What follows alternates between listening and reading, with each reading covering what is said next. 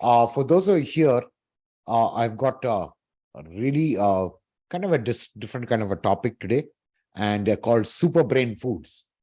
Okay, so everybody likes to think a lot, right?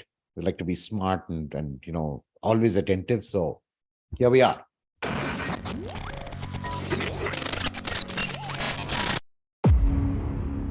Now, if we compare our brain to a computer, okay, and you get all these fancy chips, 4 gigahertz, 5, 10, who knows, the numbers are just, they're in gigahertz, okay?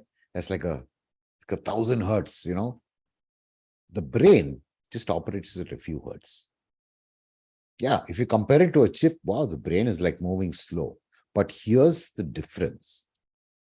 The speed of the human brain is 10 to the power of 14. Okay, that's 10 followed by 14 zeros. Synaptic operations per second. Okay, so where your neurons are connecting in your synaptic operations, the data that's moving in and around is so huge. And they have been trying to, wow, literally wow. Okay, and so there's a lot of things happening. And why is it so large? I mean, how come? Okay, we're not talking about one neuron. We're not talking about a couple of neurons. The brain has 100 billion cells, 100 billion neurons, and a lot of them are working in parallel. Okay, and when you're at the peak of it, you can imagine, there's 1 billion. They won't all fire at the same time. But if you just think what happens for about 250, let's say 200 million of them, or maybe let's say 100 million are firing at the same time, it's a lot of operations. Okay. Now, what is the power consumption? Okay. Now, we all know that we buy these fancy, gaming laptops, and you plug it in 200 watts and 500 watts, and you attach a music system, and that's another 1,000 watts gone there. Wow, like your electricity meter will be running like a clock, But the brain does those 10 to the power of 14 synaptic operations per second, and that's 1 watt. So not only is the brain quick, it's really energy efficient. Okay. So in that 1 watt of power that it uses, it does this. Okay. So intense thinking, therefore, helps you burn calories. Okay. And people ask, oh, I'm not doing any exercise. What the hell? I mean, just thinking I'm going to lose weight. Actually, the grandmasters who play chess, they take their weight before they play the game, and then they check their weight after the game. Okay. They do lose weight in those 5 games or whatever that they play. Okay. So that's roughly 0.24 calories per second. If you're really, really thinking hard, if let's say you're doing a math puzzle, or you're doing accounting and you're trying to match the numbers, or you're just trying to find out where's that invoice? Where did I leave it? And then, you're going to start thinking, retracing your steps. Or maybe you're trying to compare cars and say, oh, which is the better one? And you look at all these 100 parameters, fuel economy, what's the comfort of the seats? You get what I'm saying, right? Intense thinking can burn, quarter of a calorie every second. So in a minute, okay, that's 60 divided by 4. So it's about like 20 calories just gone in intense thinking. And that's just 1 minute. Now imagine if you're intensely thinking for an hour. Wow, it's almost as good as doing a 15-minute workout. Okay. So the brain does take, it does take up the energy, and it does use the food that you give in calories for you to move forward. Okay. So what is actually the main function of the brain? Okay. Simple. Preservation and survival. Okay. That's all it does. I mean, the brain is mainly kept for your defense and survival in the world. And every kind of thing that operates in the brain, beyond the thinking, is the balance of your body, your hearing, your taste, your senses are all coordinated by the brain. But for what is it? For you to survive. Okay. I need to get from point A to point B. So I'm walking. Therefore, my eyes will be open, my ears will be attentive to hearing. Is there going to be any problems? And most of the time, this is what the brain is mostly involved in. And after a while, a lot of it becomes subconscious, right? Like when you're driving a car or even when you're walking, you'll be walking and probably reading a cell phone, or you'll be walking and you'll be looking at a window and doing some window shopping, or maybe just walk into the shop. Okay, great. So that's the main thing. However, the brain, you have to remember that the brain is so protective of itself. We've got what is called a blood-brain barrier. Okay. And it kind of filters out anything that actually wants to enter the brain chemistry. It's a huge filter. Okay. And it gives a lot of preference to the glucose and a couple of other things that the brain needs. It, makes sure that pathogens don't get in, a lot of things happen. Now, because of this blood-brain barrier, there is an issue when you get, say, a disease of the brain. Now, it could be, encephalitis, or, whatever they call the brain fever. It can be a tumor. It can be even a stroke. You've broken a vessel in your brain. This becomes a little difficult for drugs to get administered because of the blood-brain barrier. And of course, science and medicine has actually made a lot of breakthroughs through this to help deliver certain, medicines in such calamities. But it's so difficult. It's not as simple as just an injection that you give in your blood, where the rest of the body will respond. The brain is a little more tricky because there are just too many barriers for it to cross and get into the brain. Okay. So here's a kind of a little image that you can see. I don't know if you can see it clearly, but you can see what all the different parts of the brain, what all do they do. And of course, the subconscious part of it is in the brain stem, right below. Those are things that you just don't know what's happening, and everything happens automatically. Like, maintaining a blood pressure, your heartbeat, your breathing. These things are all got a kind of a, closed loop, and it directly deals with the various parts of the body. Okay. And as you can see, there are hormones getting controlled and a lot of things that are happening. And of course, the sight, vision, taste, everything. So the brain is kind of compartmentalized in so many places, and they have very specific functions. And of course, the brain is still even a very resilient organism because, or an organ, I'd like to say, is because if certain parts of the brain break down, they can actually delegate a lot of that work to another part of the brain. Okay. So the regenerative process is still available in the brain. It can still, if you rewire yourself, like some people have bad accidents and they can't walk, and they do this physiotherapy, which is actually re-stimulating the nerves so that there's a new synaptic connection in the brain. So another part of the brain will start to absorb this input, because you keep giving input and it has to go somewhere, right? And so the brain starts to pick it up. So in some cases, like learning to walk again, because the accident might be that severe. Sometimes it's not. So maybe the old neurons will build themselves up again, and they'll make the synaptic connections back again. And so it can also happen. So the brain is very mysterious that way. Its composition is, we'll talk about that. Okay. So what are these super brain foods? Okay. I mean, there's something that you can, now, like I told you that there's so much of the blood-brain barrier, there are only certain elements that will actually find its way into the brain, and and those things are useful. Okay. So just remember that the brain, 60% of it is just fat. Okay. Cholesterol and all that stuff. Okay. It's just full of it. We're wondering, I mean, everyone about 20 years back, fat was like, oh shit, fat. What the hell? Don't eat fat. Don't eat that. Don't eat this. Don't have butters, but the world has changed. We've learned a lot more. And the culprits are not really the fats. The fats are actually useful. If you have good fats, they're really, really good. And especially omega-3, because that gives a lot of omega-3 is in the gray matter in the brain. And if you don't know what gray matter is the one which they say you got the brain, you're the one that thinks you're the smart guy. So you have more gray matter, you're kind of more intelligent. Okay.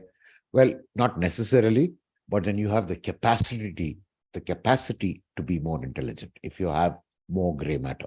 Okay. So omega-3 is kind of something that is very important. You find them in flax seeds. You'll find them in, a lot of it is in fish. very rich source of omega-3. So, kind of remember to keep them around and have them. And if you can't get them, of course, you'll have to take a supplement. You can get a vegan supplement, or you can get a non-veg supplement. Either way, it's good to keep it handy because you may not be able to eat omega-3 rich food every day. Okay. Now, turmeric. Okay. Curcumin is one of the biggest ingredients. I mean, one of the components that are there in turmeric. But when you cook, there's only about 3 or 4% of what you might need in that. So you've got to consume a lot of it. So sometimes doctors will prescribe that you take a curcumin supplement because it's more concentrated. So efficacy is better. Now, this helps the brain cells grow. Okay, so it's and this actually is able to enter through the blood-brain barrier. And there are accumulations of this in the brain, and they help your brain cells grow.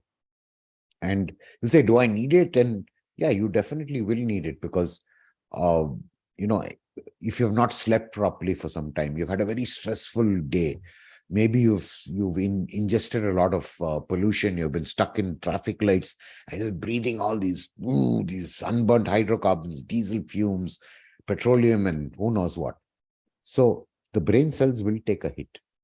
Okay, even carbon monoxide, a little bit of it, any kind of oxygen deprivation can affect your brain cells.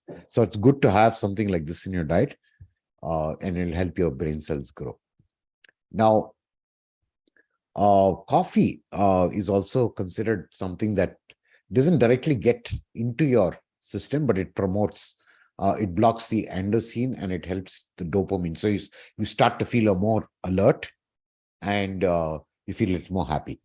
Okay. So coffee is considered something that you should have, and they've done tests and they've said people have had about 3 to 4 cups of coffee a day. And don't take barrels, but a good measure of it, tend to be more active and they have a better disposition on life. They're more happy and smiley and things like that. Okay. So blueberries. Okay. Now that's also now come up into the fold right now, as you may call it. Okay.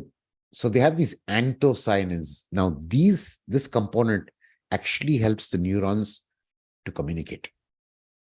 Okay. So it helps it's like, it's like adding a superconductor into or having better copper wire in your house.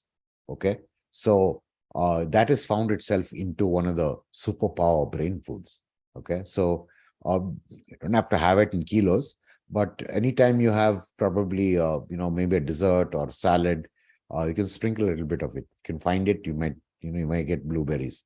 Not very easily available, but if you do have a chance to friend coming over, ask them to get a small sachet of blueberries and chew on it. You may get it. Sometimes you do get them in some very famous, vegetarian outlets, retail outlets. You'll probably find them. So you can probably look up the internet and say, hey, where can I find this? Can I get this fresh, or can I get it packaged? Where do I get it?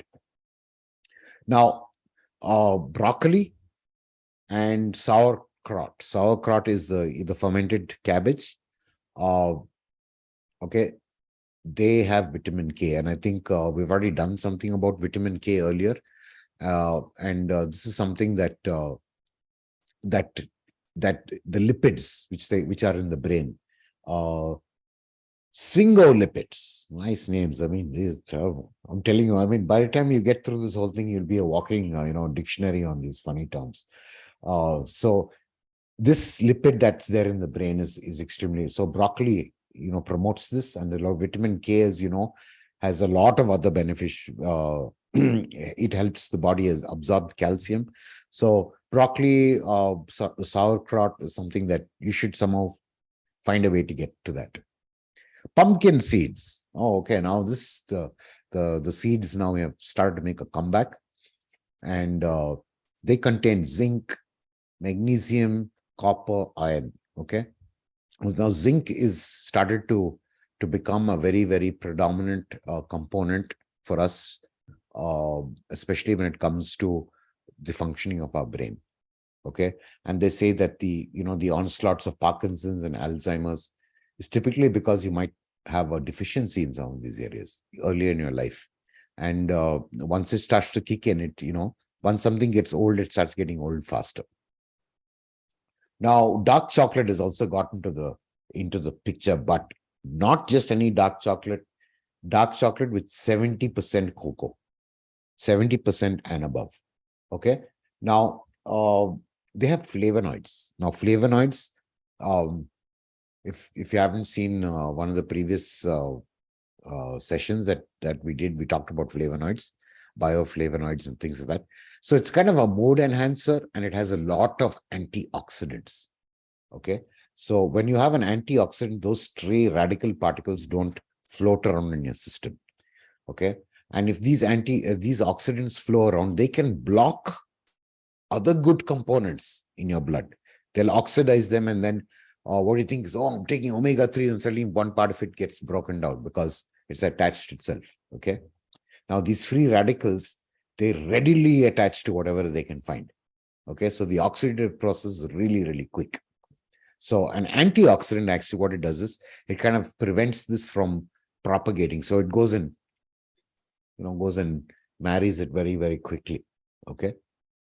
Walnuts, of course, I think are probably becoming now the most prominent of all the nuts that are there out there. Almonds and pecans and cashews and whatever. Walnut seems to have taken a kind of a very, very high position in the last few years, simply because it has a lot of vitamin E. Okay. And even if you open the walnut shell and if you look at it, it looks like a brain, So that's, how much of brains do you? It looks like a brain, I'll eat it. It's good for my brain. Okay. But it's very uncanny that it actually looks like a brain. So it's something contains a lot of vitamin E. Now, if you're trying to run after vitamin C, or vitamin C, as you may call it, a lot of people say oranges. Okay. Oranges and stuff like that. A guava has much more vitamin C than an orange. You'll be surprised. It has a really, really strong density of vitamin C. So, and guavas are really abundant. Okay. And they have really good shelf life, and they're not so messy. Oranges can, take the skin off, and get the seeds and spit them out, stuff like that. Right. So oranges may not always be an easy thing to eat. And especially the amount of oranges you have to eat to get what you'll get in a guava. Wow. So guava, wow, you just cut it 4 pieces. May want to garnish it with something spicy or a little salt. I mean, many ways to make it. And guava is making itself into a lot of salads, and they're getting into main course dishes. They're actually getting mixed up with, people make meals with a bit of guava in it. Okay. That's kind of like even in a main course. So don't take it lightly when you see a guava. Keep it around. Very handy fruit to have. Of course, guavas also do have a lot of antioxidant properties. So, I think a guava a day will keep the neurologist away. Okay. Anyway, just jokes aside. Now, eggs, if you do consume eggs, and if you're somebody, you'll be a little fortunate because it has folate, it has choline. Now, choline is a neurotransmitter. Put a little NT over there. So it's a neurotransmitter. It helps, it speeds up the transmission of the things that happen in your brain. So it's a good thing to have. And of course, B6 and B12, and especially B12 in a country like India, there is a huge deficiency, because a vegetarian source of vitamin B12 is not so easy to come by. Okay. You'll mostly get them in fermented foods. We'll get them in yogurt, you'll get them in cheese, but we don't eat enough volume of that so that we can get that potent of, the vitamin B12. So, it's something that I think the country at large is, has to do something about that. And of course, supplements are the only way out if you happen to not consume a lot of, non-vegetarian food. And if you don't eat eggs, it's better that you just find yourself latching onto a good source of vitamin B12. Okay. So that's something that you have to really work on and keep an eye on that. Okay. And as you know, vitamin B12 is the happy vitamin. Okay. So it really affects the brain chemistry a lot. The dopamine and everything, all these things are dependent on vitamin B12. So keep it handy. Even if you think you have a lot of vitamin B12 in your diet, just keep a natural B12 around. Usually these are made out of yeast, the same thing that they use to ferment bread and you make bread rise, and even the same thing that makes milk into yogurt. Okay, that bacteria generates a lot of B12. So any fermented food will have some amount of it, but it's always good to keep this around. And if you're going to have a night out with your buddies and if you're going to have some of your favorite wines or something, carry the B12 with you. Take one before you go, because that'll help you knock down a lot of hangover that you might get into the next day. So it's really, and it increases the metabolism. So it'll break down the sugars that you have. And of course, it's a good thing. It'll improve your metabolism and it'll help you burn down sugars that come in with that little binge that you might have. Okay. Now, green tea is something that it has L-theanine, and L-theanine is something that helps promote alpha waves in the brain. Now, what are these alpha waves? It just calms you down. Okay. Yeah. So you can actually, without getting tired, you can go into a very relaxed mode. Okay. Without having to go run around the block 500 times so that, slow down, come down and you feel the serotonin and all that stuff getting in, right?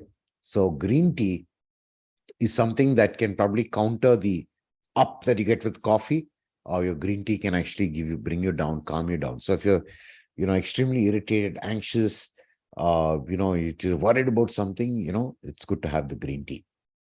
So that's the super brain foods. So what are you waiting for? Stock your grocery now, get in a habit, jump in, pull it out, and have a feast. You can always come back to this, and that list is out there. So I'm sure this is going to be really, really useful for you. And we'll keep this open for any questions and any other thing that you might want to know about.